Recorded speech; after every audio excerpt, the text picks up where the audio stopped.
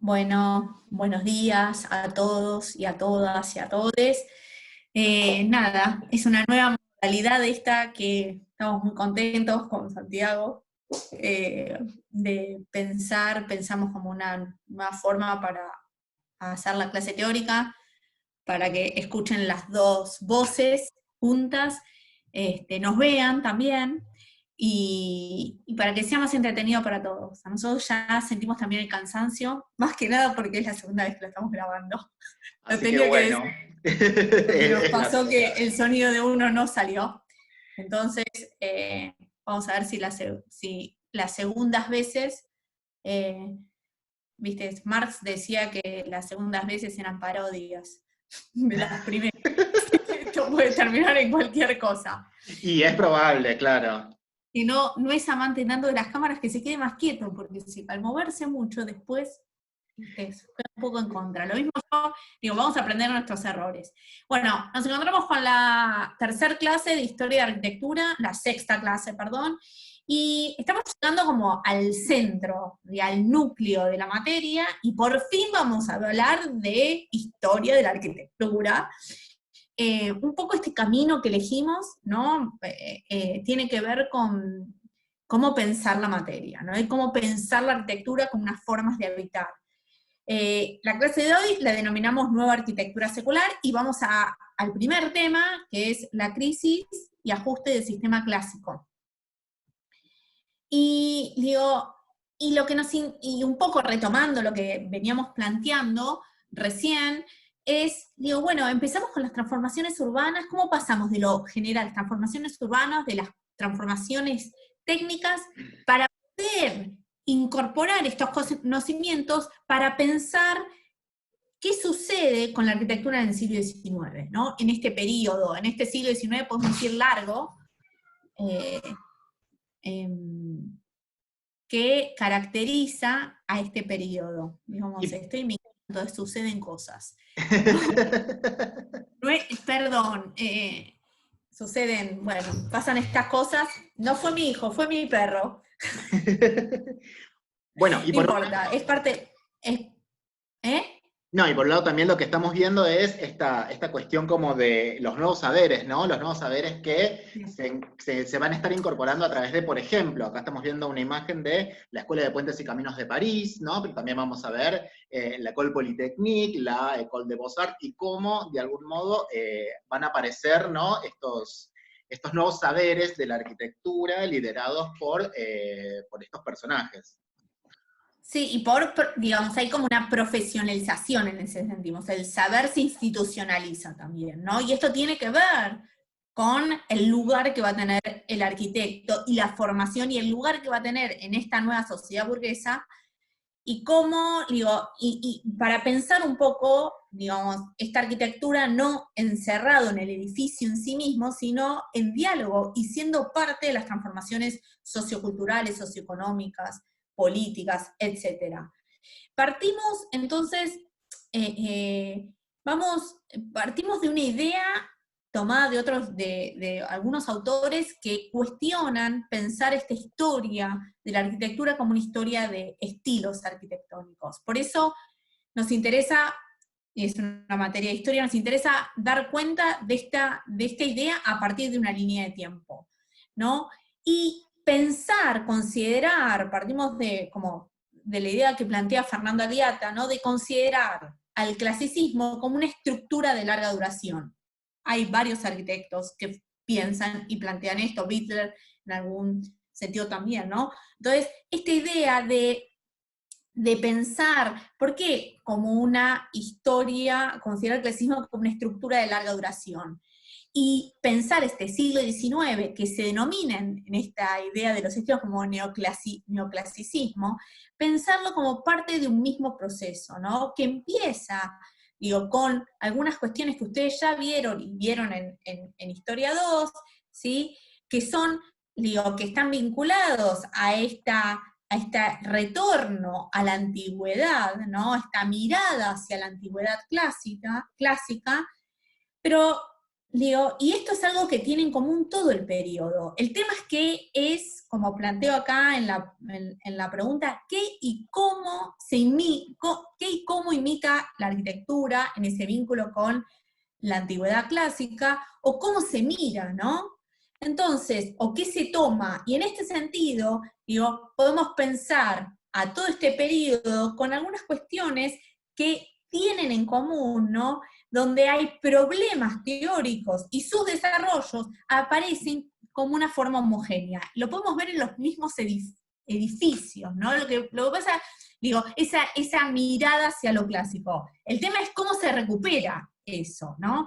Entonces, podemos dividirlo en dos etapas. Ustedes en Historia 2 miraron esa primera mitad del clasicismo, y nosotros vamos a ver la última parte, ¿no? Más que esa segunda mitad, la última parte del clasicismo, ¿sí? Y vamos a ver cómo va a seguir teniendo esa mirada mítica de lo antiguo, donde lo antiguo tiene un carácter de autoridad, ¿sí? Y tiende a construir un código homogéneo, y esto se dio a través de la tratadística, cómo se pone en crisis y se pone en cuestión, ¿sí? Y también hay una necesidad de romper con esto, ahora vamos a avanzar con eso, y pensar la particularidad que pasa con esta idea del clasicismo tardío, podemos decir, hacia el siglo XIX, ¿no? Pensando el siglo XIX. Y en este sentido, entonces, digo, podemos plantear esta segunda llave, ¿no? Donde ahí vemos ese quiebre. ¿Por qué? Porque hay una apertura, ¿sí?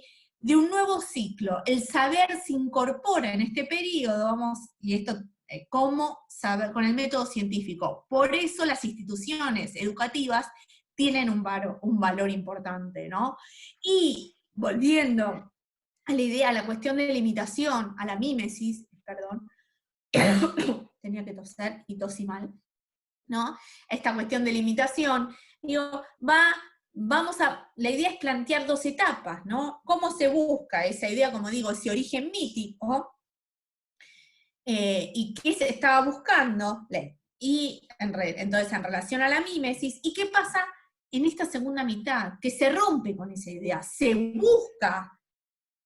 retorna a la antigüedad, pero rompiendo la idea de mímesis. Entonces, con el cómo se relaciona, ¿sí? Cómo se relaciona esta arquitectura con la arquitectura clásica o la arquitectura antigua. Y en lo que nos interesa es buscar esos puntos de quiebre, es donde vamos a poner el foco en la clase de hoy. Esa apertura del nuevo ciclo va a empezar un tiempito antes, donde comienzo con Claude Perrault, que es un francés, que va a empezar a mirar esas tratadísticas, esas fuentes, las va a empezar a cuestionar, ¿no? Desde comparando una fuente con otras, donde va a encontrar cosas que faltan, contradicciones. Entonces esa idea homogénea como única se va a empezar a poner en cuestión. Entonces, vamos a ver que Santiago en este momento vamos a construir y va a explicar ese origen mítico. Bien, entonces, por un lado, ustedes recuerdan cuando cursaron Historia 2 que a través de los tratados el problema que se estaba trabajando era el tema de lo gráfico, ¿no? El texto de Vitruvio había aparecido solamente la parte escrita, y se hipotetizaba que había una parte gráfica perdida, con lo cual todos los tratadistas intentan reconstruir gráficamente a qué monumentos y a qué se está refiriendo Vitruvio. Y en ese sentido, digamos, ahí es donde se da esta creación de este origen mítico, al cual todos, de algún modo, consideran de una manera homogénea, digamos.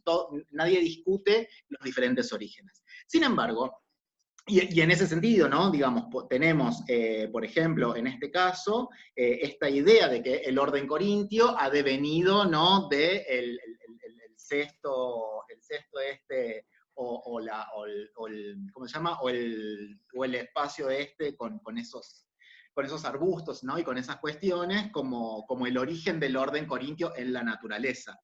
Y en ese sentido, resulta interesante el texto de Labat Lorgier, que es, digamos, escribió un tratado que se llamaba Sobre la arquitectura, en los primeros decenios del 1700, que es la imagen que tenemos acá a nuestra izquierda, en donde lo que, digamos, ya la tapa del tratado es ilustrativa de esta transformación, ¿no? Por un lado tenemos a Atenea, la diosa de la sabiduría, que se encuentra, que se está apoyando por sobre ruinas de restos, de lenguaje clásico, y se encuentra señalándole a este pequeño angelito, a este niño, esta construcción mucho más rústica, ¿no? Entonces, lo que postula el Abate Lorgier es que, releyendo otra vez a las fuentes de Vitruvio, lo que queda de manifiesto es la noción o la idea de la cabaña primitiva, ¿no? ¿Y qué es la cabaña primitiva, en definitiva? Es un espacio de cobijo, tiene una función, esta arquitectura tiene una función, es decir, que el origen de la arquitectura ya no es el orden en sí, no es el dórico, el jónico o el corintio, que ha venido construyendo la trataística convencional, sino que tiene un origen desde esta idea de cobijo. Y en ese sentido, el punto, podríamos decir, ese otro punto de quiebre, por un lado, la idea del origen y un protofuncionalismo en Lorgier, y el otro punto tiene que ver con los descubrimientos arqueológicos, en donde se vuelve a poner en cuestión esta idea del origen, porque lo que se encuentra es finalmente una arquitectura originaria que no se encuentra en Roma, sino que se encuentra en otras ciudades y otros territorios periféricos diferentes, con una arquitectura anterior, ¿no? ¿Vale? Y en ese sentido aparecen también diferentes programas. Sí, y digo, entonces todo esto lo que hace es esta lectura crítica, podemos decir, de Perrault en el siglo XVII, ¿no? Del texto de Vitruvio, cuando en el siglo XVIII se encuentran las ruinas y los yacimientos arqueológicos, se sustenta esa idea del carácter arbitrario que estaba teniendo la arquitectura. Claro. ¿No? Entonces, eso es como, digo, esto es como el quiebre, ese carácter arbitrario que se había construido. Entonces, esto sí pone en crisis todo lo que estaba, todo lo que se sostenía, y va a ir de la mano de esto que planteaba Santiago, ¿no? Santi, que planteaba de la necesidad de búsqueda también de nuevos programas, pero no nos vamos a adelantar. Entonces, digo, la idea es cómo se va a construir, o cuál va a ser la forma en que se va a construir el saber arquitectónico de forma racional, ¿no? Que tiene que ver también con las lógicas de este periodo. Entonces, este clasicismo tardío más que neoclásico, lo llamamos de las dos maneras, esta última etapa del clasicismo en esta línea de tiempo, hay una reevaluación de la antigüedad. Por un lado, resumiendo un poco esta diapositiva, apunta a esto, a hacer una síntesis, hay un cuestionamiento a la trataística clásica, se rompe esto que decía Santiago con la idea de homogeneidad, y se construye una mirada científica de la antigüedad. ¿Por qué? Porque no hay nada más, para este periodo, nada más concreto, nada más real, que las ruinas. Es material, es algo material que nos está diciendo, bueno, había un montón de otros, de programas, sucedía en Pompeya, en Herculano, en Asia Menor. Entonces, esto nos gusta acá y nos interesa leer esta idea de Fernando Alianda, ¿no? Es que la actividad fundamental a partir del siglo XVIII será entonces hallar los axiomas racionales dentro del material, se me cortó, que se encuentre sobre la antigüedad, que permitan construir un corpus teórico racional, a la manera de las nuevas ciencias que estaban surgiendo a partir de la generalización del método experimental. Todas las ciencias, incluidas las ciencias sociales que surgen tienen ese surgimiento en esa crisis del siglo, de este periodo de crisis, siglo XIX, es como que las ciencias sociales surgen en esa crisis fuertemente porque aparecen nuevos actores, buscan y se amparan y darse validez, tiene ese valor de la ciencia en el método experimental.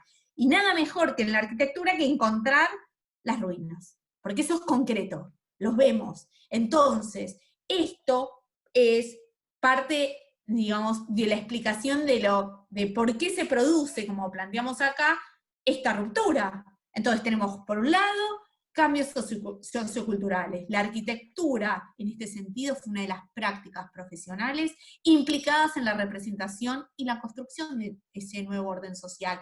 ¿Por qué? Porque ese nuevo orden social se tiene que construir, se tiene que legitimar. Los edificios que están vinculados al Estado y a ese Estado moderno, a esa institucionalidad, digo, son necesarios para, digo, materializar el Estado. Digo, pensemos en los puentes, ¿no? Los puentes materializan el Estado en el territorio.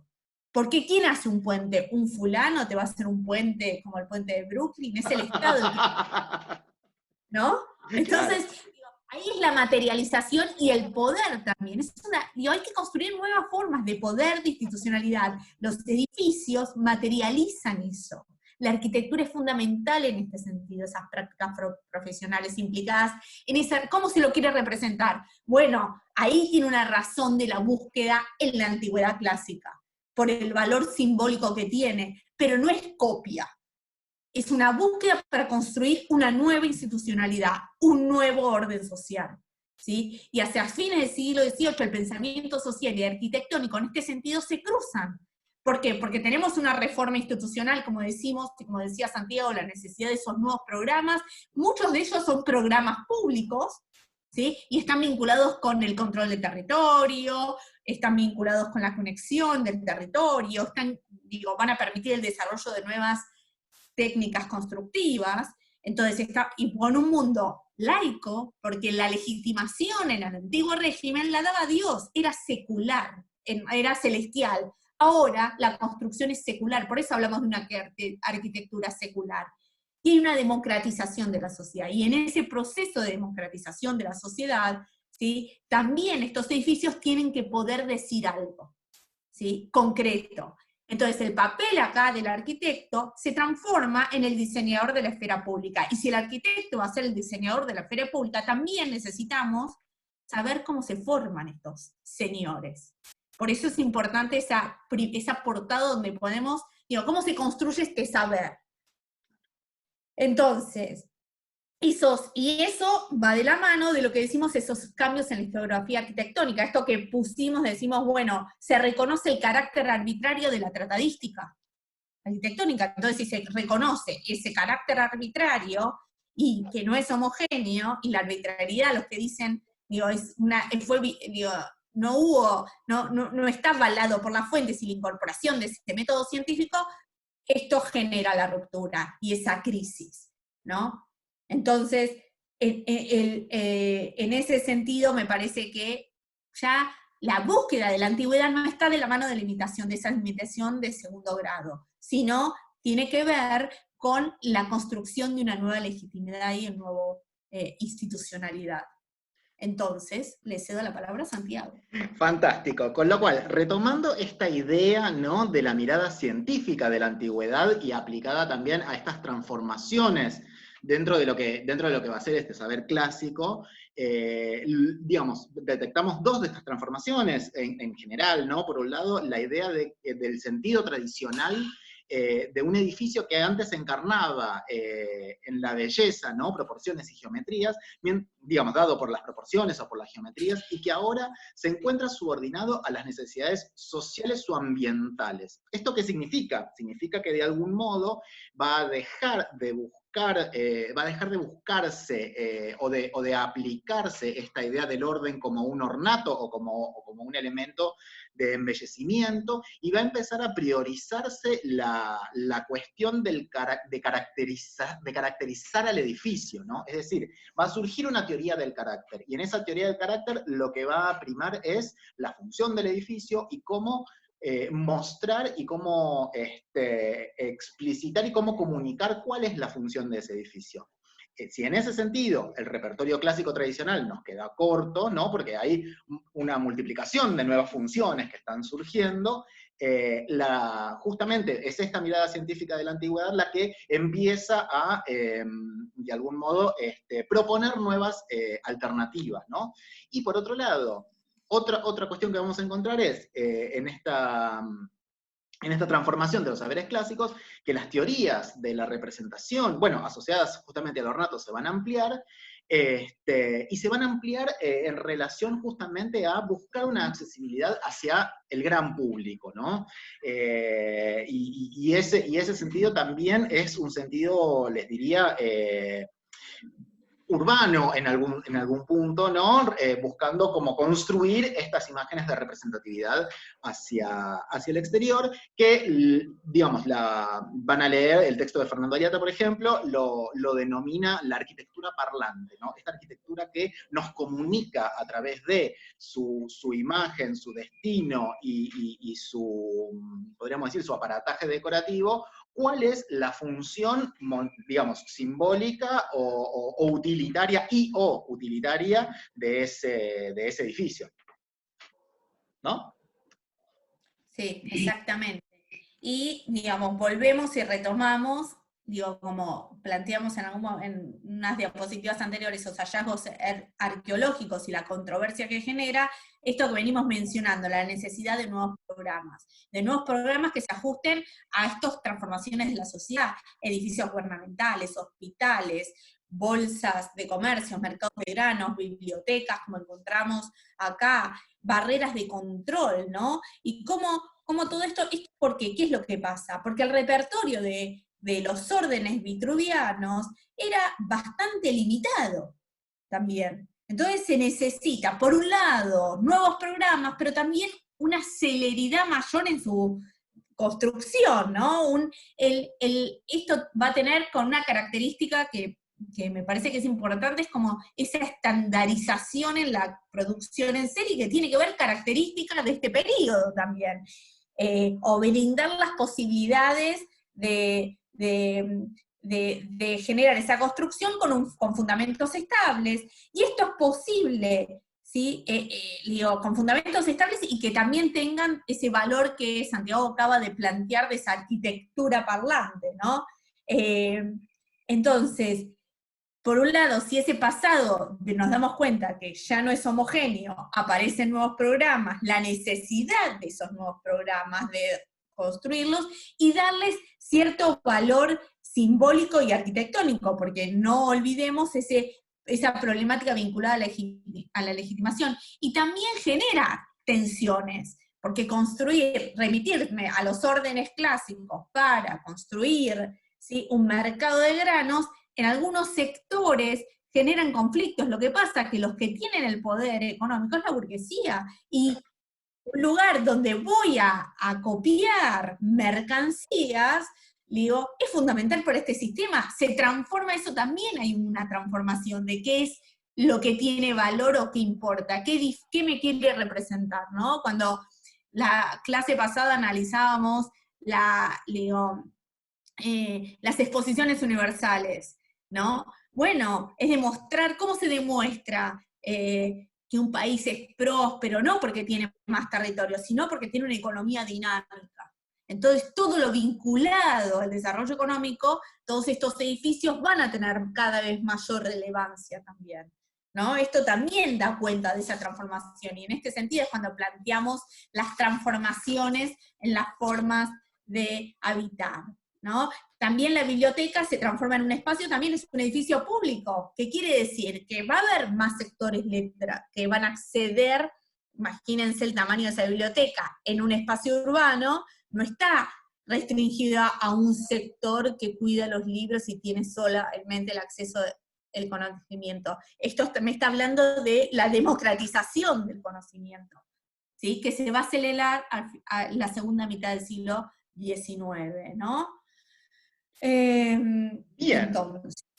Entonces, lo que les planteamos en esta segunda parte es 3 momentos que a nosotros nos parecen interesantes, en los cuales podemos detectar estas transformaciones, entre la utilización del lenguaje clásico entendido desde esta idea de la mímesis clásica hacia justamente su secularización, podríamos decir, y su aplicación a nuevos programas y la transformación, ¿no?, que va a implicar dentro del hacer proyectual. Por ejemplo, en un primer momento prerevolucionario, ¿no?, prerevolución francesa, tenemos este panorama. Por un lado, programas tradicionales, como por ejemplo el de una iglesia, como es la iglesia de Saint-Geneviève, ¿no?, la que tenemos de este lado, en la cual en realidad lo que se va a buscar es mostrar, digamos, Sauflot, impregnado por las ideas de Cordemoy y del abad de Lorgé, ¿no?, este abad que había escrito sobre la cabaña primitiva, lo que va a buscar es justamente construir podríamos decir, un artefacto depurado, ¿no?, depurado de aquellos elementos lingüísticos que no aportan a la idea, podríamos decir, de que el edificio se sostenga. Busca de algún modo como construir una arquitectura dentro de lo representativo, que sea bastante utilitaria, ¿no? Y en ese sentido hace una depuración formal, pero por otro lado también el edificio se transforma y toma una escala como por ejemplo, digamos que lo podemos también vincular a este proyecto que tenemos a la derecha de la iglesia metropolitana, ¿no?, esta metropol, en donde aparece una estructuración digamos, hay una gran geometrización del espacio, hay una escala monumental, ¿no? Y en ese sentido hay una nueva espacialidad que se está buscando, que de algún modo digamos, tiende a la abstracción, a la geometrización, y tiende también a buscar cómo representar estos valores de esta nueva clase que empieza a pensar, ¿no?, en estos espacios, esta burguesía que aún no se encuentra al poder. Y en ese sentido, como está marcando Vale, el cenotafio de Newton también se engarza, podríamos decir, en una suerte de experimentación espacial que además, digamos, el cenotafio es, la tumba donde se encuentra, que se la piensa para justamente Newton, con lo cual es una suerte de símbolo del mundo lo que se está representando, ¿no? Y este mundo se lo representa como la gran esfera, es decir, acá no hay órdenes clásicos, acá no hay ningún tipo de referencia a la antigüedad, lo que hay es abstracción y lo que hay es, podríamos decir, la propuesta de un monumento que no tiene pasado, ¿no? Sino que está representando nuevos valores. Entonces, bueno, esta primera etapa experimental nos parece interesante como esa suerte de primer abandono de aquella gramática, podríamos decir, que nos proponía la mímesis tradicional. Sí, exactamente. No, es decir, esto que decía, ¿no? Los argumentos que van a poner en cuestión a la tratadística clásica, que la transforman en algo endeble, abre paso a esa posibilidad de experimentación, ¿no? Pero la idea es cómo, digo, por un lado, se viene dando un poco la diapositiva anterior, podemos remitirle a esos primeros textos que vimos nosotros, que daban el contexto al texto de Bloom, ¿no? A cómo circulan un poco esas ideas que ya empiezan a corroer, ¿no? Porque en esta idea de rupturas hay diferentes temporalidades, ¿no? Romper con las ideas lleva mucho más tiempo. Entonces la corrosión a veces, en lo económico es como más, y lo político también, más rápido, más virulento, hasta depende el caso, ¿no? Entonces, digo, ¿cómo construir este nuevo orden? ¿Sí? Y acá, nuevamente, nos remitimos en l'École Polytechnique, a la formación, ¿no?